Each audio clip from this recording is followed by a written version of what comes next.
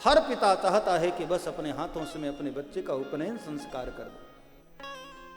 शुकदेव तो जन्मते ही अपने पिता के घर को छोड़कर चल दिए, अभी उपनयन संस्कार भी न हुआ, चल दिए। और पिताजी बड़े परेशान, वेद व्यास ऋषि बार बार कह रहे हे पुत्र हे पुत्र हे पुत्र, आवाज लगा रहे थे। बार बार पुकारने पर भी शुकदेव बोले नहीं,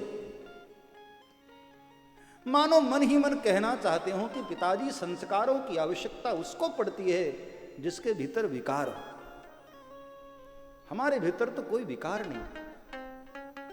चले जा रहे अपनी मस्ती से। शुकदेव तो न बोले, लेकिन वृक्षों में आवाज टकराकर वापस आई। जब कहते हैं हे पुत्र, तो उनकी ही आवाज वृक्षों में टकराकर रिटर्न आ रही है, हे पुत्र। मतलब शुकदेव जी वृक्षों के माध्यम से बोले। पिताजी कौन किसका पिता, कौन किसका पुत्र, ये तो सब मोह के फंदे हैं। आंख जब तक खुली है तब तक सारे रिश्ते होते हैं साहब। आंख बंद होते ही वही बेटा जो हमको पिताजी पिताजी कह करके रो रहा होता है, हमारी मृत्यु होते ही वही हमारे शरीर से डरने लगता है, उसी को पिता के शब्द से डर लगता है। तो जीवन का सत्य क्या है साहब? ये काल चक्र है, जो आज नीचे होता है वही कल ऊपर होता है, जो ऊपर होता है वही एक दिन नीचे आता है। जो कभी दादा हुआ करता था वही पोता बन जाता है, जो पोता होता है एक समय में किसी जन्म में वही हमारा दादा हो जाता है। ये तो काल चक्र है, चलता रहता है। जितना ज्यादा आप मोहग्रस्त होंगे उतना ज्यादा दुनियादारी में आप फंसे होंगे। पिताजी ये सब मोह के बंधन हैं, कोई किसी का नहीं। कोई यदि संसार में किसी का है तो केवल और केवल परमात्मा, बाकी कोई किसी का नहीं।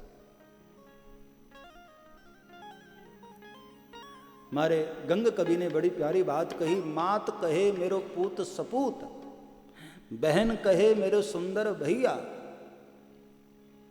ये सारे रिश्ते संसार में हैं। कब तक?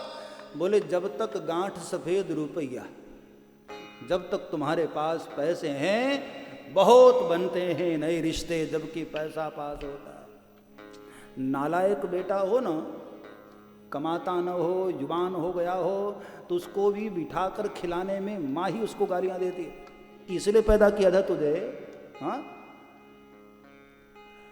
इतना बड़ा हो गया, इतना जुबान हो गया, फिर भी कमाता नहीं है। ये मेरी बात नहीं है, गंग कवि ने ऐसा कहा है। गंग कहे सुनो साय अकबर, जिसके गांठ सफेद रुपया। शुकदेव ने भी वही बात कही कि पिताजी कौन किसका पिता, कौन किसका पुत्र। देखो एक बात मैं आपको निवेदन करूं, बच्चे को जन्म देने वाली जो मां है, जो पिता है, वह कारण नहीं है, माध्यम है।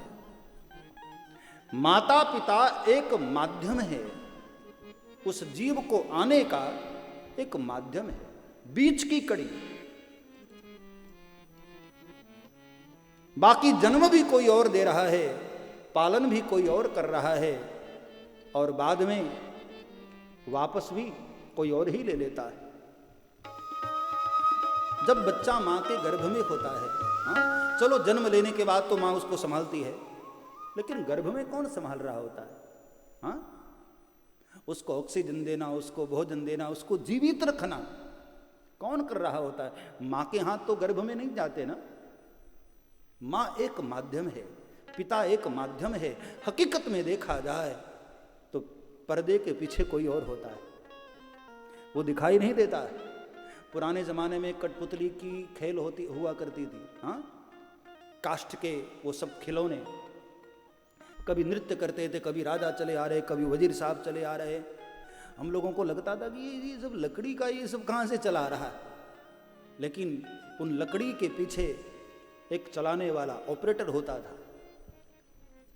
उन सभी में धागे बंधे होते थे, पतले पतले, वो दिखाई नहीं देते थे, वहां पर्दे के पीछे बैठकर वो अपनी उंगलियों को कुछ ऐसा करता था और वो काष्ठ की वह पुतली वो नृत्य करती दिखाई देती थी, लेकिन हकीकत में चलाने वाला कोई और था। संसार में भी मेरे भाई बहन जो भी घटना हो रही है, इसके पीछे पर्दे के पीछे कोई और है। हम लोग तो एक खिलौने हैं उसके, जैसी मर्जी वो खिलवा रहा है, जैसी मर्जी वो नचा रहा है, हम लोग तो एक माध्यम है साहब, करने वाला तो वही है। हाँ?